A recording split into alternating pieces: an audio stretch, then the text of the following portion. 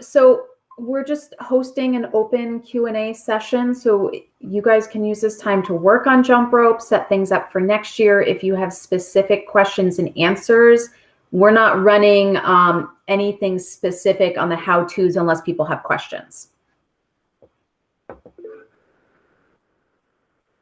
Yeah, Erin. So I guess my question, Corey, is like, I'm looking at my grades. I've set up like the bridges and all the stuff for this year. Is there a quick way so I can go through and next year just use the same stuff? Is there a way you can show how to do that? Absolutely. Awesome. Let me pull up JumpRope and then I will share what I have got going on. Thank you. That's my biggest question, is how to move my standards from this year to next year.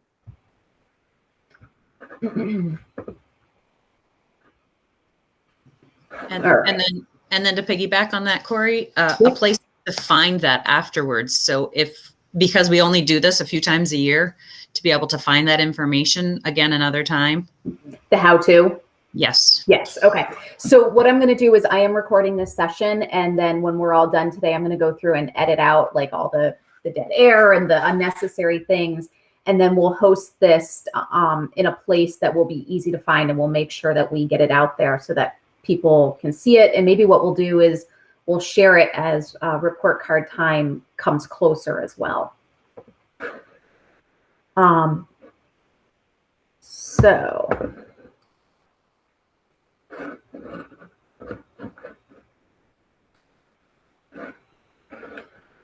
right, so I have my JumpRope account open here, and actually, let me go back for a second.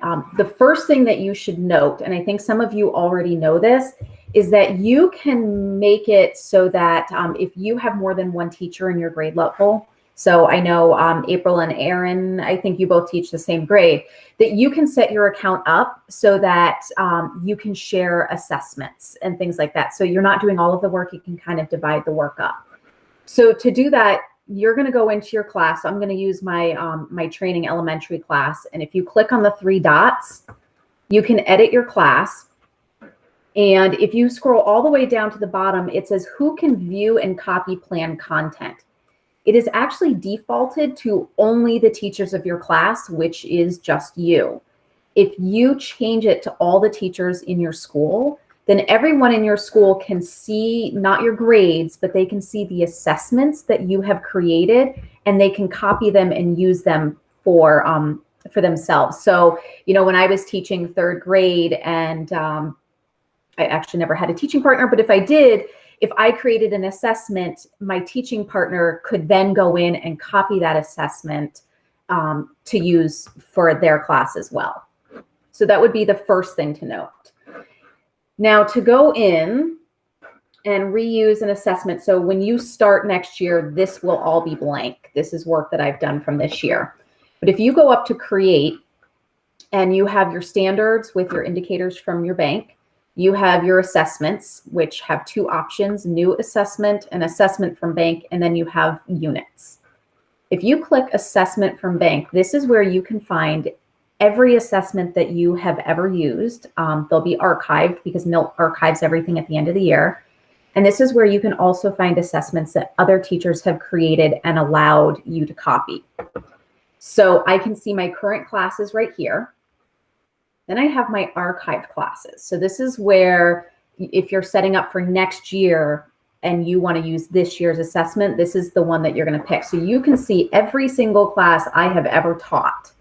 And I can go back in and let's look at my math. I can see all of the assessments in 2018 that I gave in math. And so all I have to do is select the ones that I want, and then click select down here. And you're going to see it's just popped them in right here. And if I click on, so unit 1, addition and subtraction, I just copied.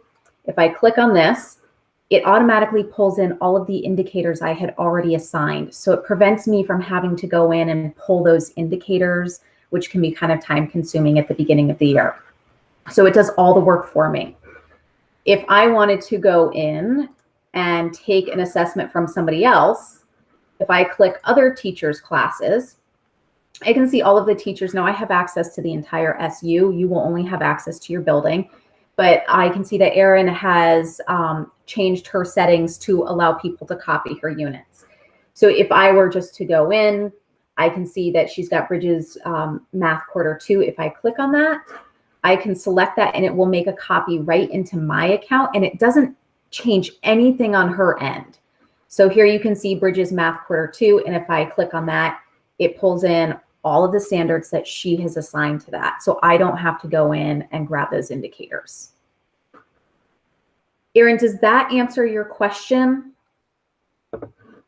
It does, except for I just went and played with it and it erased my entire grade book. So all my grades I had ready now are gone. Okay. So I'm like in a little bit of panic mode right now. So when we are not recording, I can go in and I can look at Will your you look and see account. what I just did? I just don't want to put your students' scores up there. So actually, let me stop sharing for a second and let me go in because I can go into your account. No, sorry to mess everybody up, but yeah, it's just totally like I went in and I went into my archive class, and then now it put all the standards I had from the year before, and it just took off everything I did pretty much for my grade book. All right, hold on. Not your fault. No, but let me just quickly take a look at this.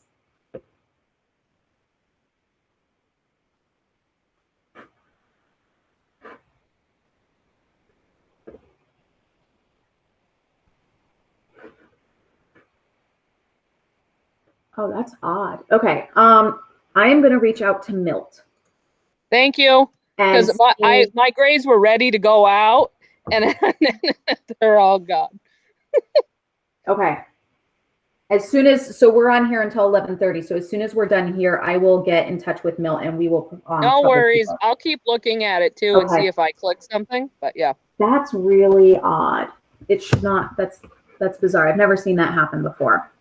So we will look into that one for you.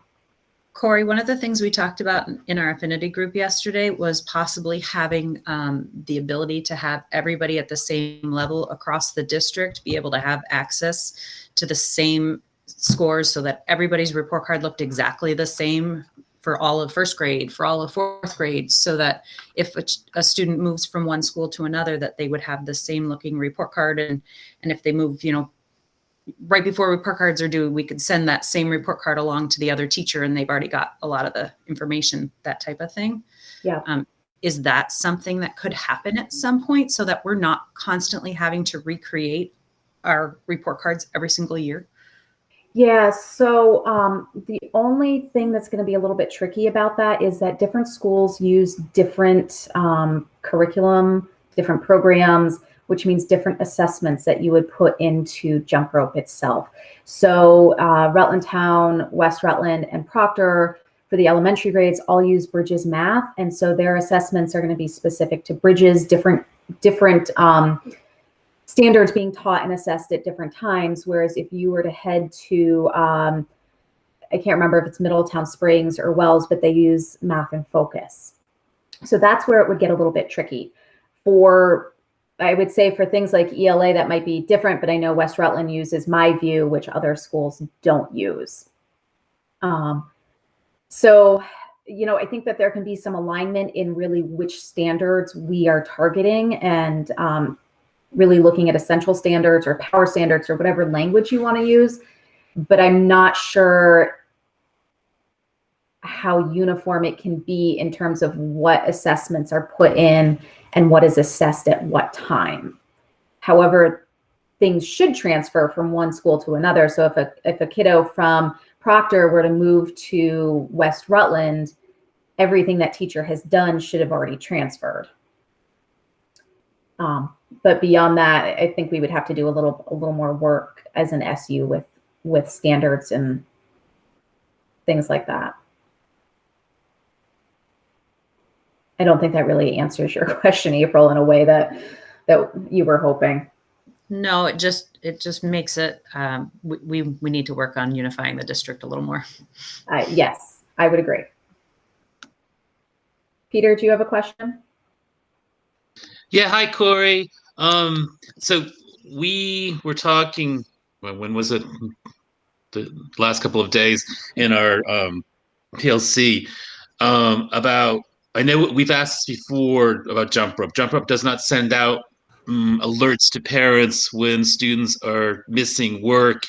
Rather, we, at least in Rutland Town, after any 3 new missing work assignments, then we alert the parents. I'm wondering if JumpRope could not do something like that, where there would be an automatic alert to parents, because apparently parents don't want to go in and check on their students. They want us to tell them to go check, I guess. Is that a possibility?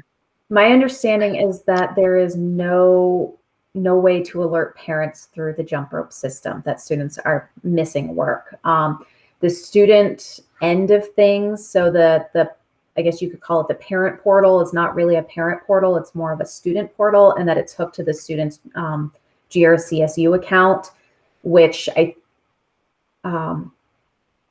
think even if there was some way to notify, it would go to the student and not the parent. But my understanding from conversations with Milt is that there's nothing out there through JumpRope for notifications for parents. I know, it's disappointing. I know there's Google Classroom, which many teachers use and can notify parents, but it's still not quite the same thing. So definitely something for us to keep in mind. And I know that Milt often has conversations with JumpRope, and that's something he can continue to mention to them, because I think that one of JumpRope's biggest faults is the parent end of things.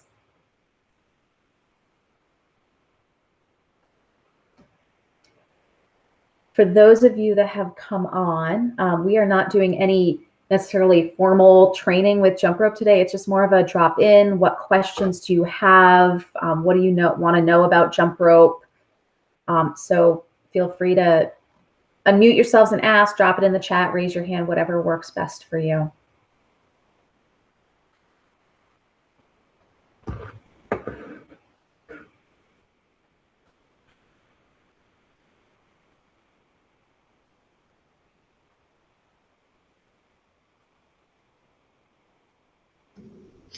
Okay, I don't want to monopolize, but I have another question, Corey. Yeah, go ahead. So when we are, just out of curiosity, when we are putting the grades in, should it be the summative or the formative that people should be when we're creating? It's a really good question, actually. So I think it depends on what you're putting in. And I know that the way elementary has been entering grades has been different than the way middle and high school has been entering grades. That's going to change, again, just to kind of help that streamline process. So for elementary teachers, I think many elementary teachers in the schools that have been using JumpRope for the past few years have been putting them in as like quarterly grades, a quarterly math grade, a quarterly ELA grade, a quarterly writing grade. And so putting it in as summative is great. For the middle and high school teachers, and what we're moving towards for everyone, is that we will be putting in individual assessments. So it really depends on the assessment. If you are giving an end of unit assessment, then you're going to be putting it in as a summative grade, because it holds the most weight. It counts as a full point towards the student's overall grade. Whereas if you are giving, I think about Bridges, they have checkpoints throughout their modules. You're using that to track student progress, to inform your instruction, to decide which students might need a little more intervention before getting to that end of unit assessment.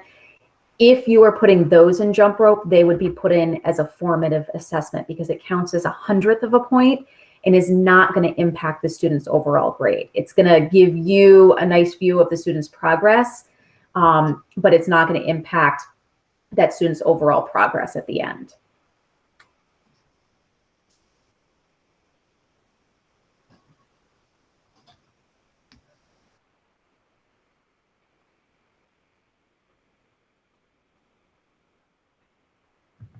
Is there a particular reason why there's no middle ground between 1/100 of a point and a point? So I think the reason that they chose 1/100 of a point for a formative assessment, I think if we had ultimate control, it would have been 0. It just wouldn't have have been worth anything, only because formative assessments should not impact student achievement whatsoever. We're really using those to inform our instruction and for students to understand where they are in the learning process. And I think as far as like, I know some schools do allow for like a half a point, not within our district, but I know in other districts they allow for a half a point. I think it was just decided that, you know, a whole point scale was just the easiest to follow, that, you know, this is what a 3 looks like. And if you're not at a 3, you know, if you're in between a 2 and a 3, then you're not at the 3, you're still at the 2. And I think that was just the ultimate reason back a few years ago when we started this work.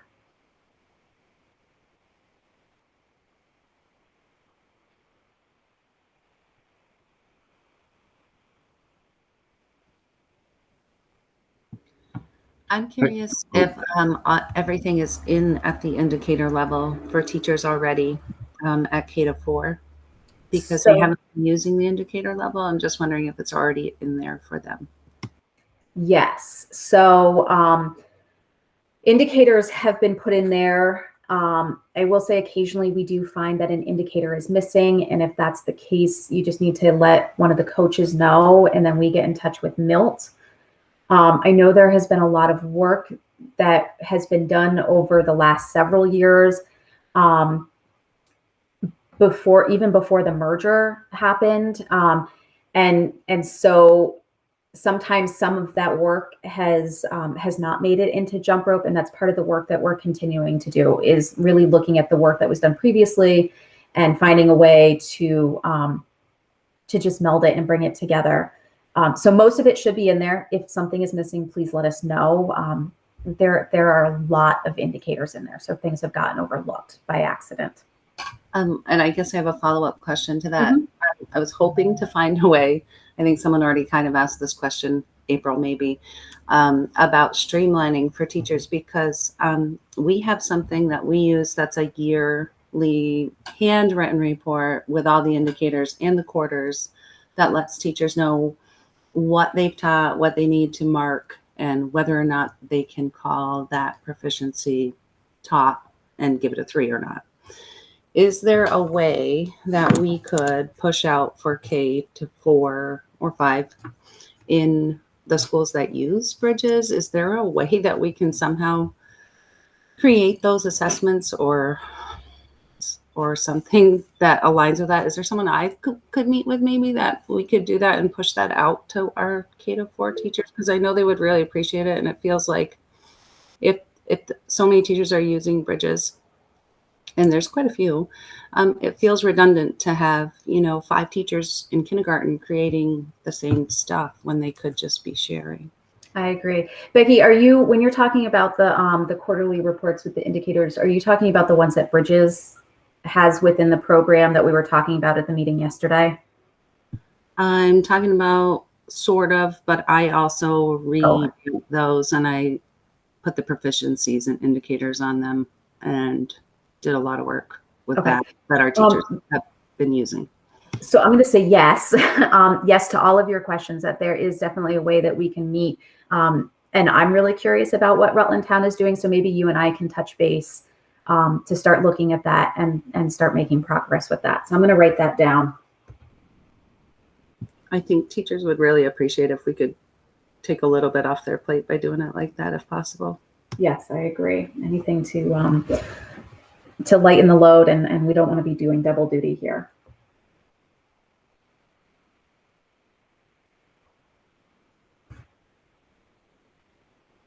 All right, just making a note for myself so I don't forget that.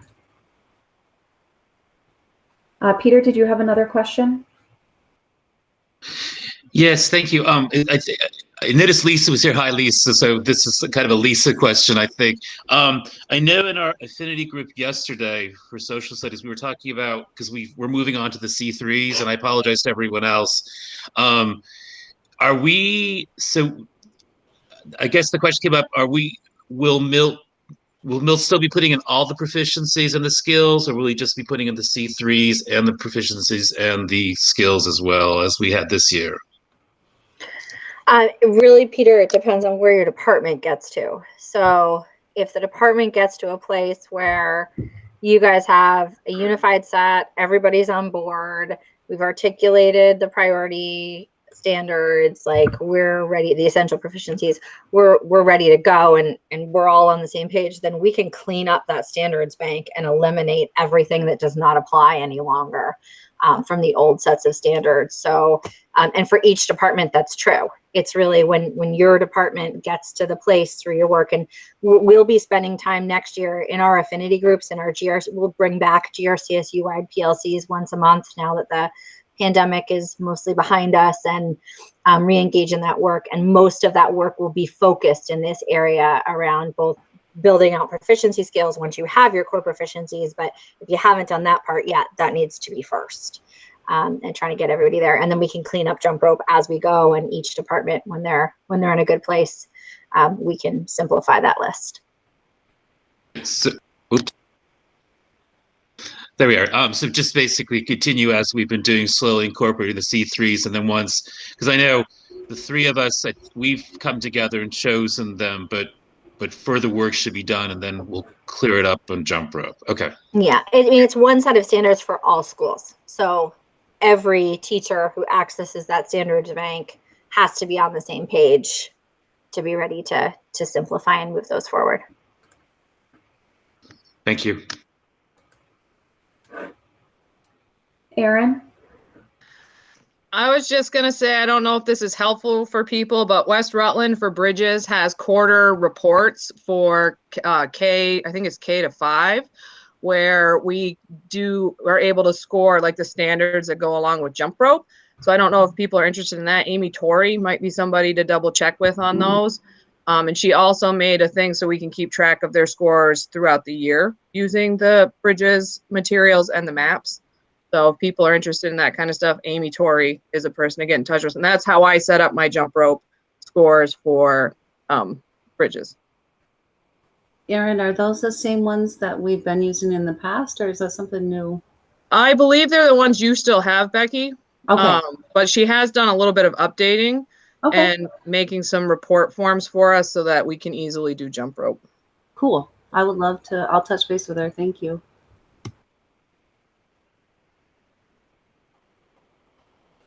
Well, with Alpine going away, she made some different forms for us too. So she might be somebody to check in with for elementary.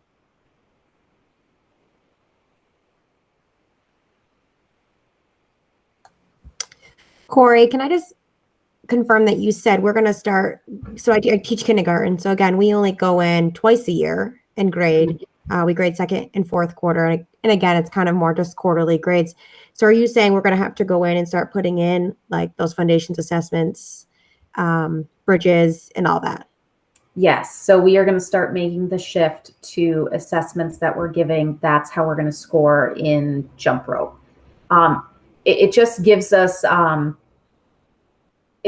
way to say here's why a student is performing or has received the marks that they've received. So I know that's a shift for West Rutland, Proctor, and Rutland Town. And we will make sure that we provide additional training and support this coming fall for teachers, because it is a bit of a jump. Yeah. And will parents, I'm just thinking when that gets printed, will parents see that as well, like those actual assessments and scores? So what parents will see, and there's some wiggle room with this, so it can be a conversation that we have. I've been working with Milt on really the format for what it's going to look like, because right now, you, Megan, would just have a kindergarten class. And so every single standard just falls under kindergarten, and it can become really overwhelming for you and for parents. So we're hoping to start breaking it up, and that you'll have a kindergarten math, a kindergarten ELA, so that it breaks it up by content on the report card. And then you do have the option of how detailed you want your report to be for parents. So it can be as detailed as the indicator, or you can even make it as detailed as each individual assessment. So those are conversations we can have. And what we can do is we can create examples of what each report looks like, so that you can see what it would look like for the parents, and then make a decision based on that. Okay. Because I know, Alpine, as a parent also in the district, I don't really look at their report card a whole bunch. I go right to their Alpine report. Because I want to see those actual assessments. I want to see the scores. I want to see, where they're doing well and where they're not doing well. Like that's way more meaningful to me as a parent. Yeah. And as a teacher, I mean, even when I have to go to a meeting with a kid, I don't pull their report card. I pull their Alpine report. So I guess if we don't have to put those in Alpine, if people can see them on JumpRope, then it sounds good. Yeah, you'll have that ability to look down to the specific assessment if that's what you choose to do. Awesome. Yeah, definitely we'll need some guidance on that, but Absolutely. well, thanks. I can agree on that as well, Corey. And we also probably should have the conversation as a district or as a buildings, because report cards get printed differently for every grade level in our building. And because some parents just see the green and the orange and some see the actual standards. So I think that's, if Lisa can help guide us through that, should be the same for everyone, Thank you. Yeah, and keeping in mind too, so Erin, I would agree some consistency would be nice, that parents then have the option of going into JumpRope, into the portal, the student portal, and I think they can drill down if they want to see a different view. You're going to definitely have to do some parent nights, because I know a lot of parents in my school, they're not going to understand. Like they're going to need the parent teacher conference with the one-on-one. I don't know how you go about that, maybe some videos or whatever, but I know our West Side parents aren't going to understand. They Facebook all the time. What the heck does this mean? Yes, that's a valid point. So thank you for bringing that up. Not saying they don't want their children to do well. What's that, Caitlin? Well, at Polney, I mean, this is a brand new transition. I have a lot of going to be senior parents that are concerned, have a lot of questions how that translates to college. So is there plans for the district to do kind of like a grand tour for parents where there can be shared information and that the teachers can be kind of brought into that conversation? Because I don't know how to help my kids that are trying to transition and apply for colleges. Really concerned about that transition for them. I can take that, Corey. So we have been working on a unified transcript across our 3 high schools that encapsulates student progress, and we have a conversion table and a plan for how we're going to roll that out and support college application processes for kids who are in the middle of this transition. I think Polteny High School is the only school in our district that is not currently doing standards-based reporting. So it is the biggest shift for your school. Every other school is already doing standards-based reporting. So for families, they are very familiar with getting a standards-based report card of one format or another on their children. For them, it's just a different format, a different product that's doing it, but they've been getting standards-based report cards all along. So Polteny High, we definitely have the most work to do to help families understand. However, all those families, most of them went through the elementary school where they had a standards-based report card. So it's really just reminding them that this is how your child was graded K to 6. And we're just going back to that kind of formatting for reporting on progress. So I'm hoping it's not going to be as big a shift as people are concerned about, because they had that experience at the elementary school of having standards-based grades. Okay, yeah, I'm just worried. Like, I don't know how that translates from us doing the standards-based to, filling out college applications and what the colleges see, what they're looking for, and how that changes. Yeah, it should be pretty seamless. We've been working really hard with the committee for about 1.5 years on trying to prepare for that piece, and the transcript, I think, will encapsulate everything really nicely for students.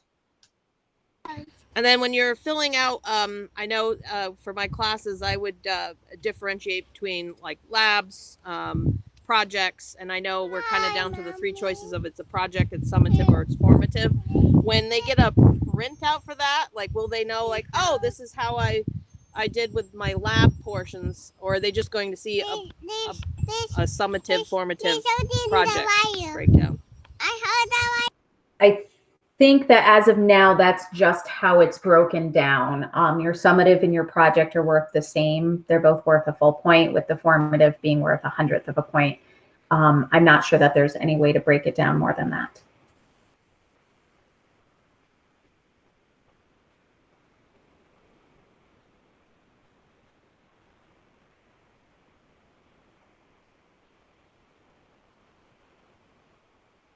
What other questions are there?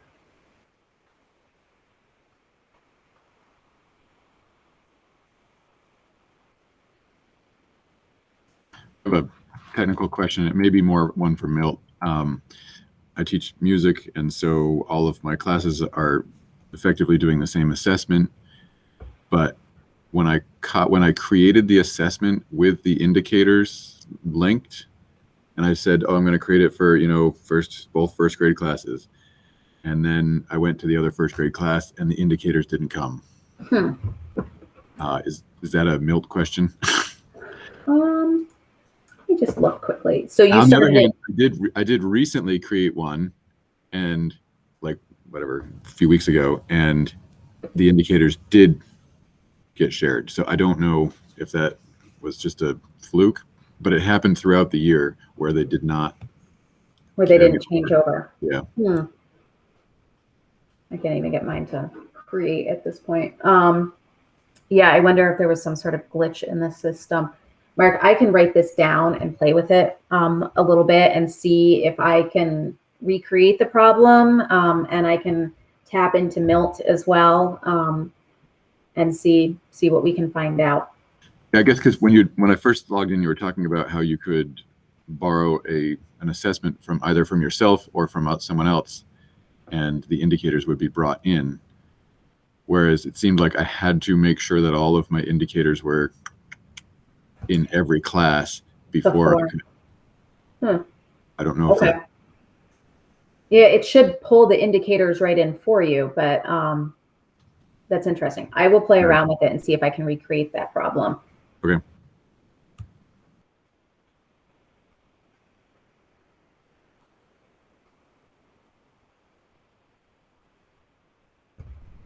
Aaron? Corey, I just want to let you know I fixed my report card. Okay. And the second thing I'm curious about, now that I hear that we're going to have to put everything into JumpRope, all our assessments, are we going to have like information that tells us like what's a 1? Like if they read this many sight words, that's a 1. If they read this many, it's a 2.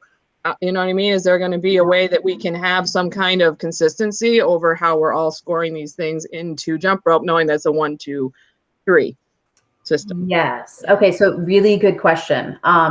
So a lot of the work that affinity groups will be doing is really going to be looking at the indicators and the learning scales. That really is what drives the scores that you give students. That we're really looking at what are we assessing and what does it look like for a student to meet, and then looking at what does it look like if it's a 1, a 2, or a 4. Things like sight words, I think maybe are sometimes a little bit more difficult, and that might just be a conversation that you have with your PLC, and maybe really pulling in interventionists with that conversation, and like someone like Lindsay Ryder, who is going to be taking that literacy coordinator position, and really having some conversations about what does it look like to meet for some of those skills. Yeah, thank you. Because there's a lot of skills I think about as I'm thinking about primary grades. Holy macaroni, what we put in there. And if we're not all consistent, it's all going to be messed up. And especially if you're asking us to put every assessment we do, I just think about them all and my head is now spinning. Yeah. And maybe that's also a conversation to have with your PLC is, do you need to put every single assessment that you put in? If that just that may be super overwhelming. And so maybe that's something we want to sit down and look at and really identify what's important, what do we put in and what do we not put in? Because just because we have standards to assess doesn't mean we need to report out on every single one, because there are so many. And you think about those primary kiddos and you really break down those foundational skills, especially in reading for them, it's a lot. So I think that we need to start having some good conversations. And I think Lindsay is going to be great to start picking her brain about things like that, at least on the literacy end of things.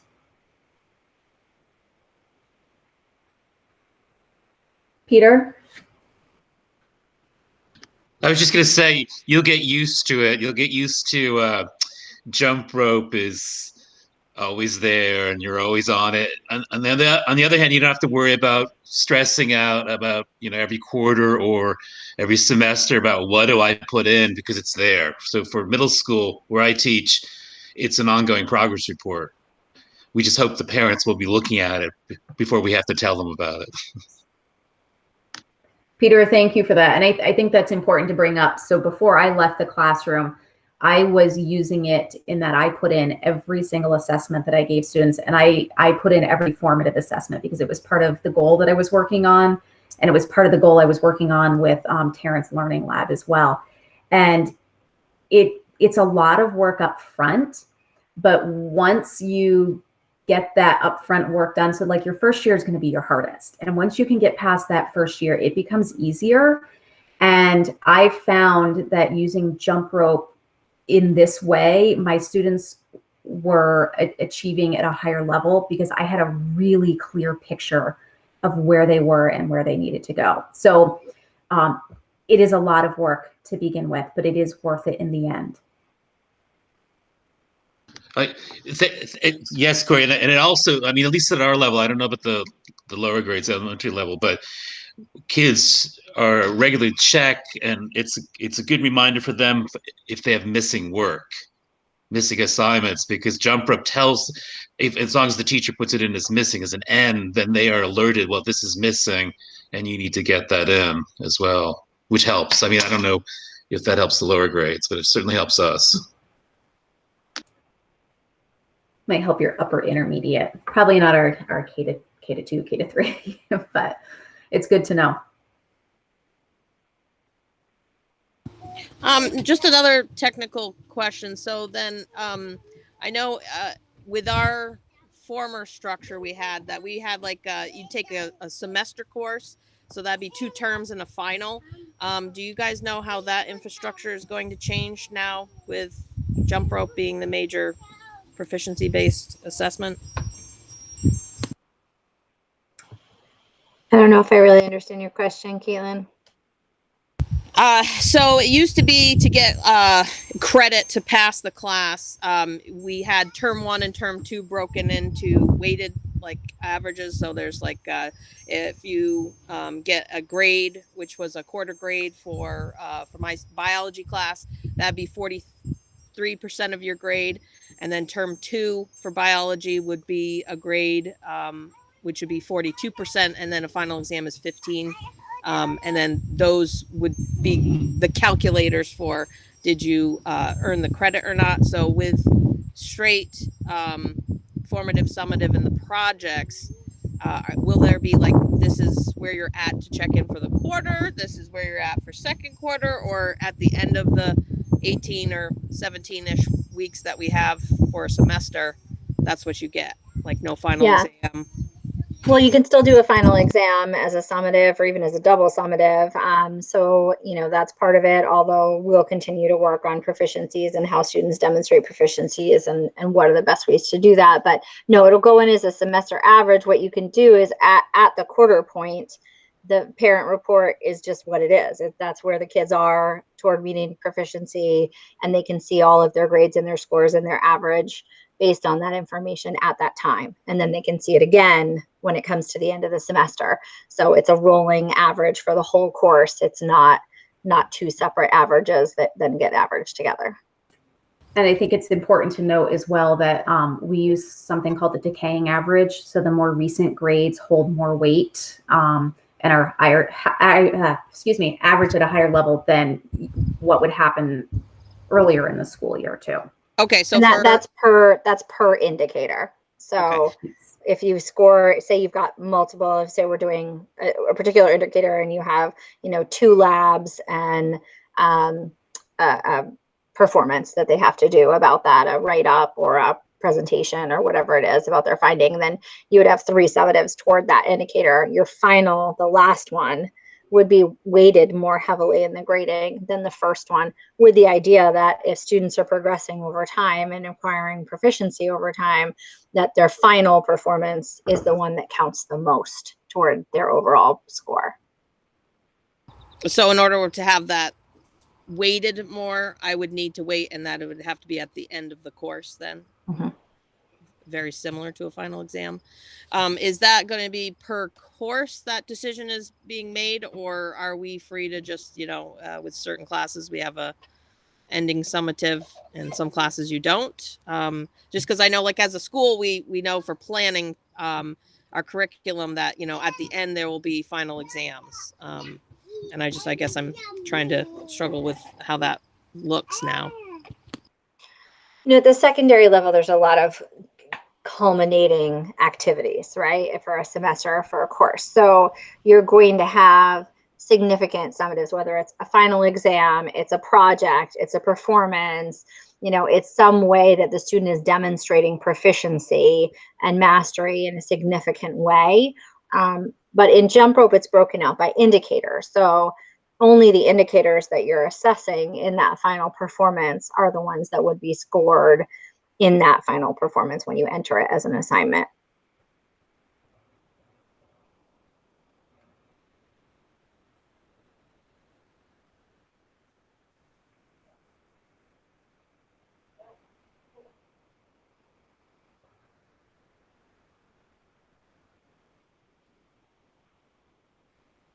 All right, we have 4 minutes left. Any last questions?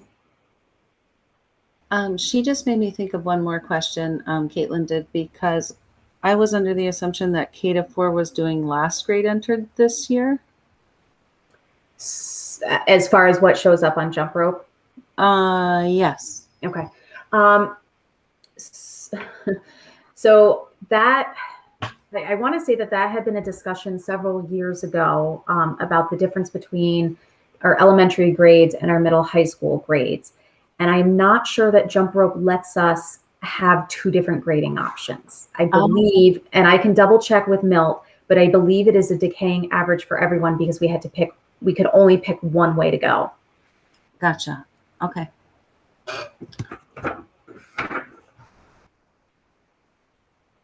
Do we have, or can Milt send us, does he have the formula for that decaying average? I think he does. Yes. I can reach out and ask him. I'm sure he'd love to talk about stuff like that. Yes, because the other thing I tried playing around with, because since you answered you can cut and paste it over to the next semester. So the stuff because Pulteney, we're not fully into JumpRope yet. So this fall will be our first. And I know we've played with it and I can get in there and play around. And I was able to make units, but when I do the individual assignments, it says I need a date, and even if I put a date within the window that the computer program says, it won't allow me to move forward. So okay. I will look into okay. Yes, Peter. That it might, and maybe you've already planned this, or maybe that's happened. I don't know. I know in the past when this is for Caitlin and other Pulteney teachers, we had trainings during in-services about sitting down and how do we do this on JumpRope, which if you have any questions, you have that hands-on, you have somebody there who will actually come and show you. I know that was helpful in the past for us. Yeah, and I would say tap your instructional coaches too. You don't need to wait till in-service. Just reach out to the instructional coach assigned to your building the first week of school, or when we're coming back, even in August, and say, hey, can you sit down with me? I want to make sure that I'm setting this all up correctly, or that I have it set up correctly, and can you go through this with me? And they'll make themselves available to help make sure that you've got that up and running. Yeah, we've already done a couple sessions, and those have been good where we kind of can play around. It's just I've gone back and there's I don't know what's wrong with my computer or the process. I don't know if because it's the end of the year or something, but yeah, it keeps saying I can pretty much do everything except for I can't submit a new assessment because it stops me at the paywall of you need to have a assignment that's due between this window and this window. And I've played around with multiple dates and nothing. It won't let me move forward. I think that I wonder, Caitlin, if that is simply because we've reached the end of the school year. And so Milt has to set start and end dates for the classes. And I'm willing to bet that the end date has passed, which prevents us from going back and doing new things, I think. Yeah, is there a way we can expand that a little bit, because it'd be really nice if I could front load some stuff ahead of time, especially if you can cut and paste over. Yeah, I can reach out to Milt and find out when he's planning on having classes for next year up and running. That might be a better option than, going back and doing it last year, even though you can then copy it into next year. But let me reach out and see when that might all get transferred over. Okay, thank you. Maybe Corey, I can kind of address that question for you. So we can do it as soon as the courses are set up in Infinite Campus for the upcoming school year. So that's usually something that the office assistants, administrative assistants, and the school counselors have shared responsibility for, depending on the grade level of your building. So as soon as they finish setting up the schedule and assigning teachers and students to classes for the upcoming school year, that's when Milt can roll it over and can get it into JumpRope. So whenever they're done will be when he can make that upload. And he works with them throughout the summer and trying to support them in getting those things finished as quickly as we possibly can. But maybe what we can do this year is when we release it, when it's done, when he does the upload, we could just notify everyone and tell them that it's available so that they can start to go in and play if they'd like. I think that would be helpful. And something to note as well, that the coaches do have days that they work over the summer. So as soon as that's in, if you wanted to hook up with a coach over the summer to do some work, we have hours that are available. So it is your lunchtime, and I don't want to take that away from you. So if you have any last questions, feel free to stay on and ask. I don't mind sticking around a little bit longer. Otherwise, you are free to go and enjoy the rest of your afternoon. And have a great summer if I don't see any of you virtually again.